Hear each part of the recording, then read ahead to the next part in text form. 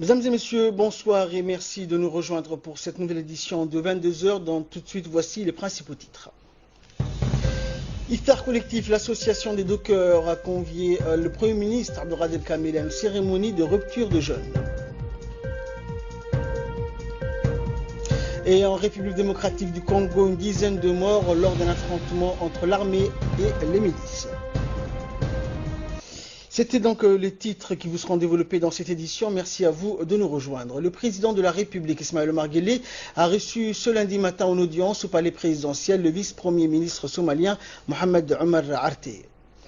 L'évolution de la situation de ce pays, notamment sur le plan sécuritaire, a essentiellement été évoquée au cours de cette rencontre où Mohamed Omar Arte a surtout briefé le président Guelleh sur l'état d'avancement des travaux liés à la préparation des futures élections présidentielles et législatives de son pays.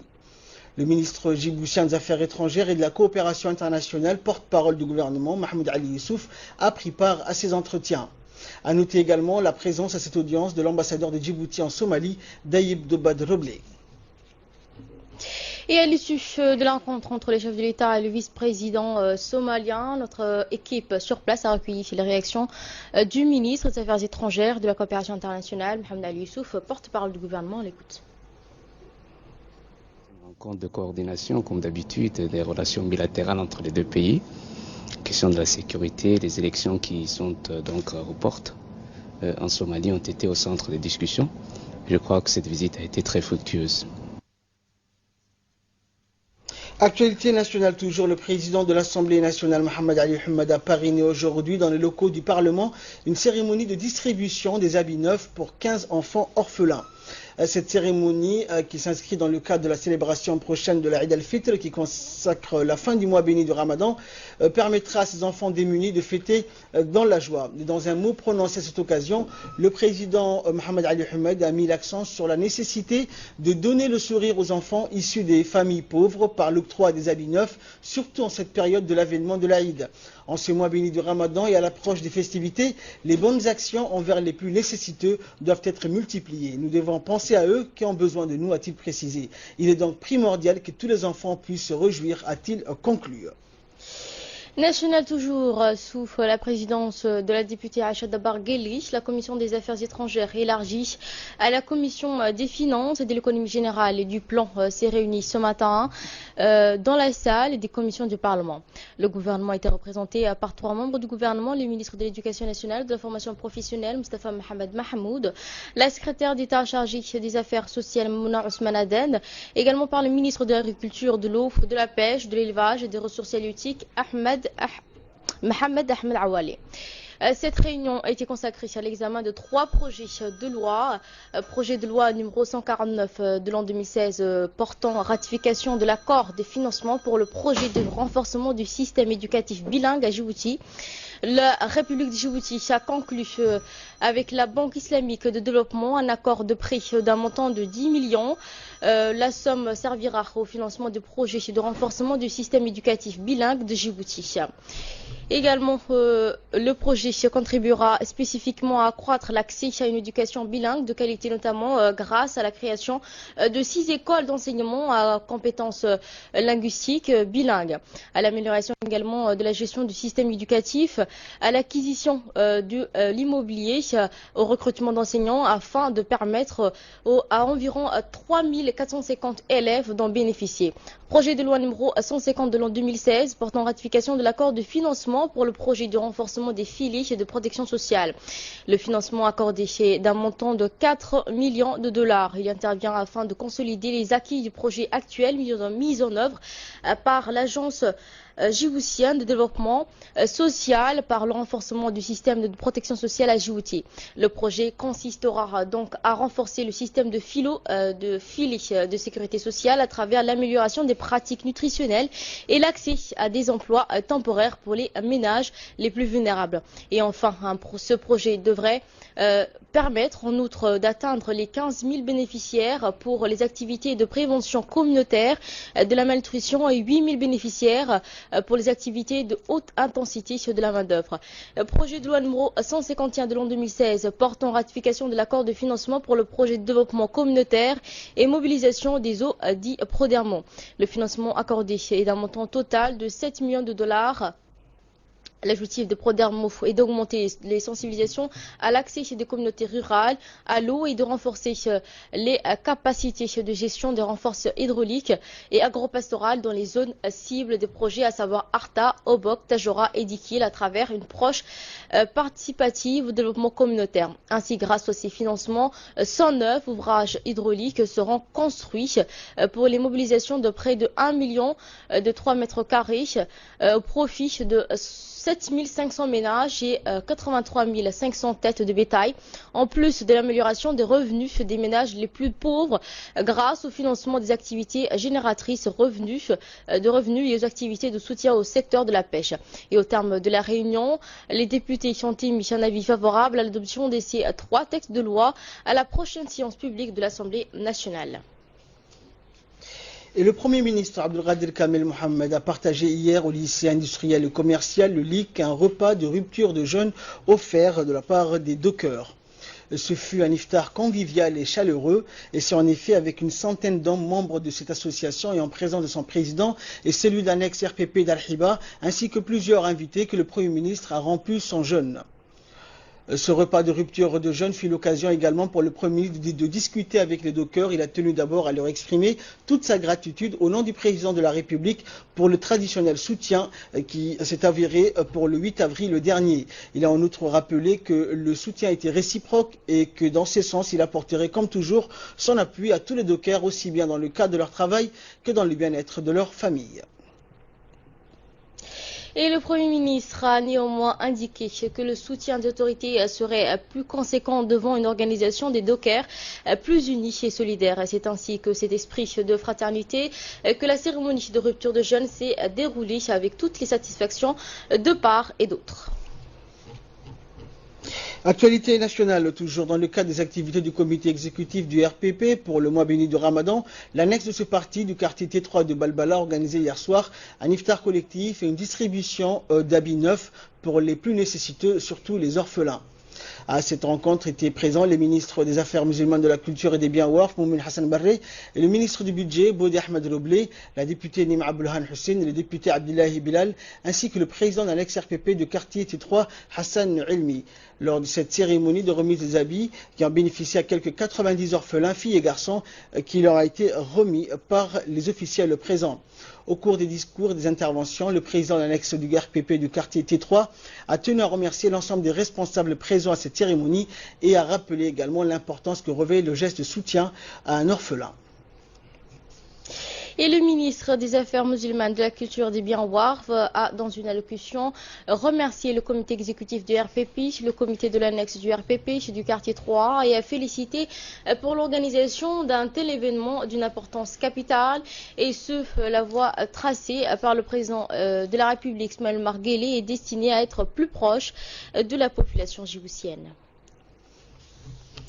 Le ministère des Affaires musulmanes, de la Culture et des Biens Waqf exhorte tous les citoyens et citoyennes à payer leur zakat au Diwan Zakat en tant qu'institution officielle chargée de la collecte des zakats et des aumônes et de les distribuer aux bénéficiaires. Le Diwan Zakat a été créé pour cette fin en 2004 à l'initiative du président de la République qui a voulu faire revivre cette obligation qui fait partie des 5 piliers de l'islam. La fondation de la zakat est devenue une marque par excellence de l'application de ce rite financier dans notre pays qui nécessite le soutien de tous musulmans et musulmanes à Djibouti. Et selon l'avis de la haute instance de fatwa du Haut Conseil islamique, le quorum nisab de la zakat pour l'année 2016 est fixé à la somme de 467 500 francs Djibouti. Ainsi, celui qui possède ce montant après l'écoulement d'une année lunaire doit s'acquitter de la zakat obligatoire, ce qui équivaut à 2,5% du montant total. Et en vue d'assurer que la zakat soit distribuée aux personnes pauvres et nécessiteuses, il faut que la zakat soit remise au Diwan al-Zakat qui, à son tour, les redistribue aux ayants droit dans les quartiers. Pour ce faire, des listes ont été établies indiquant les familles pauvres au niveau de la ville de Djibouti et dans les régions de l'intérieur. Le ministère demande donc aux bienfaiteurs de ne pas rassembler les gens dans les rues ou dans les lieux publics pour faire l'aumône ou de donner une partie de leur zakat parce que cela donne une mauvaise image à un comportement inapproprié au sein de la société musulmane. Et en cette circonstance bénie, le ministère présente ses chaleureuses félicitations et meilleurs vœux à tous et à toutes à l'occasion de la Eid al-Fitr. Et au national, toujours, la ministre de la Femme, de la Famille, Mme Moumina Hamad Hassan, s'est rendue hier soir à l'annexe RPP de Wahd Daba, dans la commune de Blabla. Sur place, la ministre a remis au nom du comité exécutif de RPP des habits neufs aux enfants des familles démunies à l'occasion de l'avènement de Eid al-Fitr. C'est en présence du président de l'annexe de Hayabli, Shaden Mohamed, le président de la commune de Blabla, Youssouf Hassan Nouhou, le chef de quartier Ali Kassim, ainsi que plusieurs invités que cette cérémonie de distribution de vêtements a eu lieu. De nombreux enfants qui ont bénéficié des habits pour fêter correctement la Eid al-Fitr comme tous les autres enfants de leur âge. En réceptionnant ce don, les familles des bénéficiaires ont tenu à exprimer leur gratitude au comité central qui depuis plusieurs jours sillonne la capitale pour s'informer et apporter aide et assistance à la population. Et les opérations d'inscription des pèlerins djiboutiens ont officiellement pris fin aujourd'hui, mais le ministère des Affaires musulmanes, de la Culture et des Biens Warf a décidé de prolonger la période d'inscription jusqu'au 10 juillet prochain. Le ministère des Affaires musulmanes a pris toutes les dispositions nécessaires pour permettre aux pèlerins djiboutiens, qui sont au nombre de 880, d'effectuer leur pèlerinage ou leur hajj dans des conditions appropriées. Rappelons que les opérations d'inscription ont débuté le 22 juin dernier. Pour le détail, écoutons la déclaration du directeur des Affaires musulmanes, Al-Saleh Ahmed Abdallah.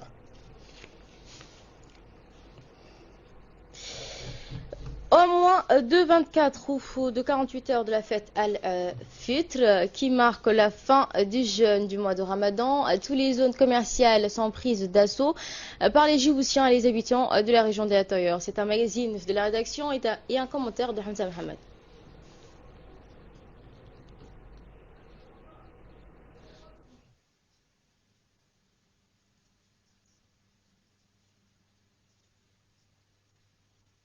Djiboutiennes se ruent dans les différents magasins du centre-ville, notamment de la rue Brazzaville et plus bas, pour acheter les plus beaux habits pour hommes, femmes et enfants qui sont déjà sur les étalages et les vitrines. Donc les Djiboutiens, avec la rue bondée de monde et les voitures qui ne cessent d'augmenter, affluent vers le marché central ou le centre commercial ainsi que le marché Riyad pour pouvoir habiller les plus jeunes d'entre eux et fêter la Eid comme il se doit. Familles essentiellement dotées d'importantes sommes d'argent ont été sollicitées par le mari à acheter des habits neufs à toute la famille, qu'il s'agisse de la marmelle ou des gosses, de la maman et du papa. Les dépenses ou charges financières, même si elles semblent lourdes à supporter, le mari s'est plié à la contrainte du bon cœur. La Eid al-Fitri étant la principale fête religieuse qui unit tous les musulmans à travers le monde par une même ferveur et piété. Ces derniers se sont abstenus de boire ou de manger de lever au coucher du soleil un mois durant. Se sont rendus en masse dans les mosquées et ont passé des nuits entières à l'heure du verset du Saint-Coran.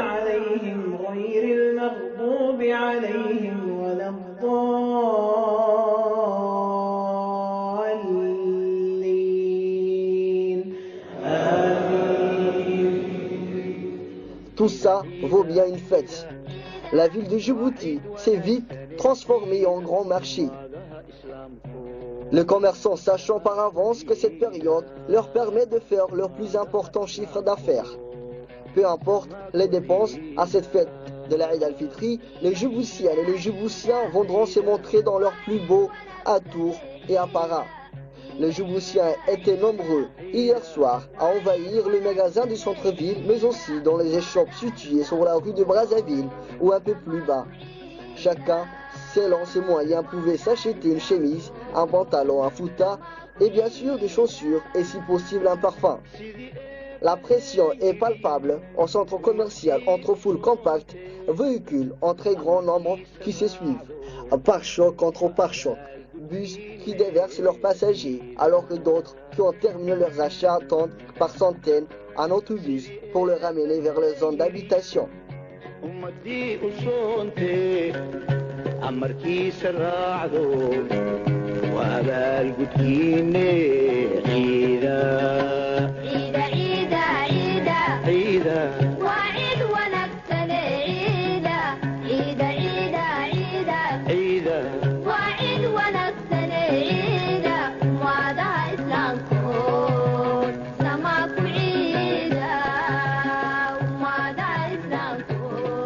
Mais fort heureusement, depuis l'ouverture du marché de Riyad, certains ont préféré faire leur halte et achat de ce dont ils ont besoin ici même. Pas la peine de se rendre vers le centre commercial. De points de vente de ces produits réclamés pour l'Aïd al-Fitri, soit des vêtements prêts à porter, des jouets pour enfants, des chaussures, les accessoires, afin que les fillettes paraissent plus belles, ont été établis à Hayabley, du côté du Balbala. Une petite zone commerciale est née depuis quelques temps et la population du quartier éloigné de la capitale peut trouver ce qu'on propose aux rues Brazzaville. D'un étalage à l'autre, l'essentiel est de trouver de quoi ravir les enfants.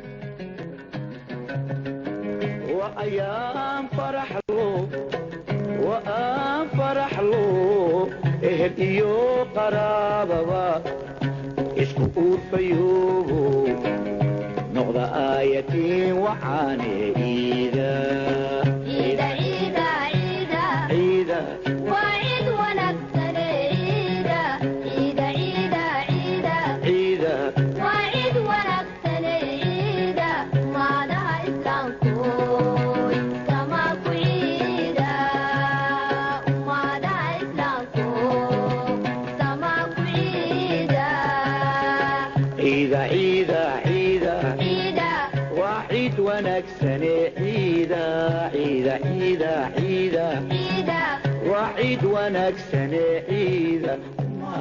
Dans cette course contre la montre, chacun fait ses courses, à pas de course. Parce qu'après l'Aïd, ce n'est plus l'Aïd.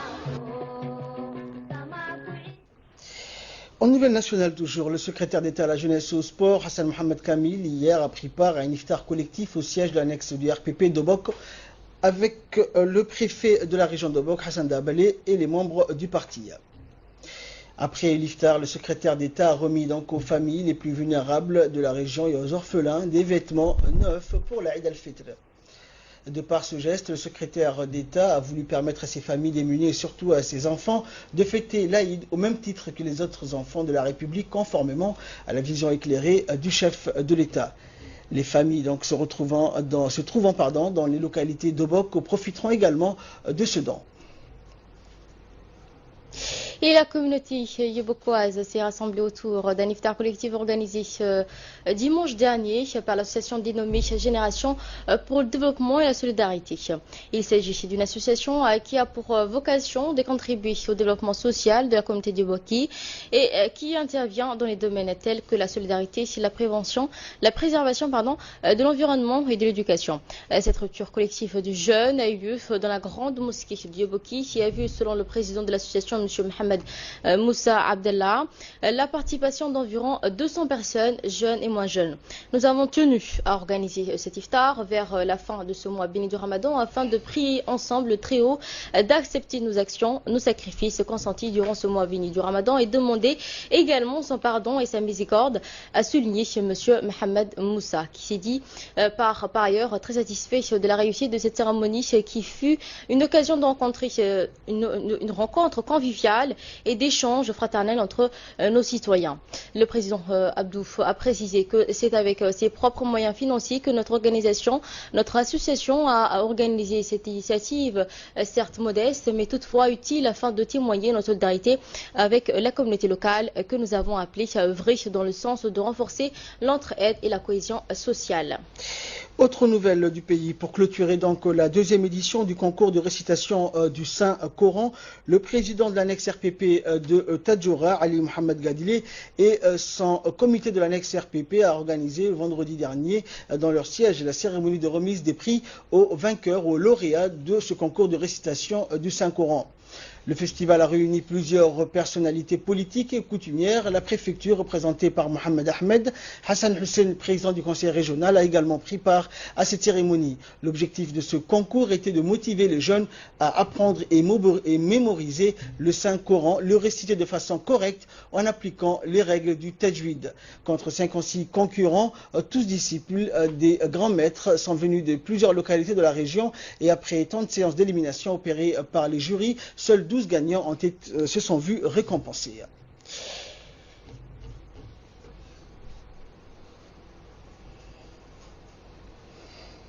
Avis de recherche pour terminer cette édition. La famille Abbas Hussein recherche activement leur fils Hussein Abbas, sorti de leur maison depuis 6 jours et n'est plus revenu.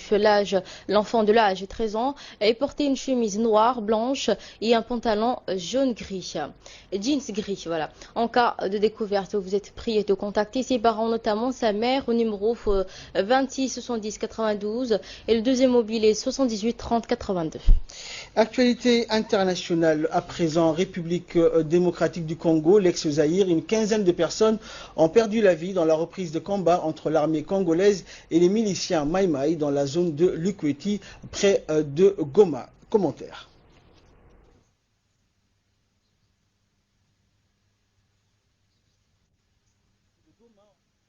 Une source militaire a indiqué que 8 miliciens Maï-Maï ont été tués alors que les forces congolaises ont perdu 6 de leurs hommes, dont un officier.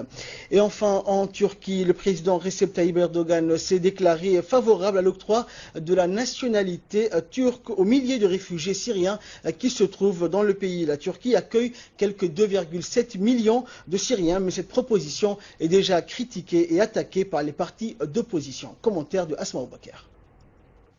Les Syriens se trouvent sur le sol turc. En visite à Kilis, à la frontière syrienne, le président turc Recep Tayyip Erdogan a proposé que ceux qui le souhaitent pourront obtenir la nationalité turque. Pour Ankara, ils ne sont pas réfugiés, mais invités en Turquie. J'ai dit à mes frères venant de Syrie que pour nous, vous êtes comme des frères et sœurs. Si vous nous voyez comme des frères aussi, alors vous n'êtes pas loin de votre patrie, mais seulement de votre maison. La Turquie est votre patrie aussi. A lancé le président turc en marge d'un dîner de rupture du jeûne. Le ministère de l'Intérieur devrait donner plus de précisions sur les procédures à suivre, c'est ce qu'a précisé M. Erdogan. Le chef d'État turc n'a pas indiqué si l'ensemble de la population réfugiée pourrait demander la nationalité. Il n'a pas non plus établi les critères ou le temps que le processus prendrait. C'est tout pour ce journal. Merci à vous de nous avoir suivis. Merci de votre fidélité et très bonne suite de programme sur Télé Djibouti.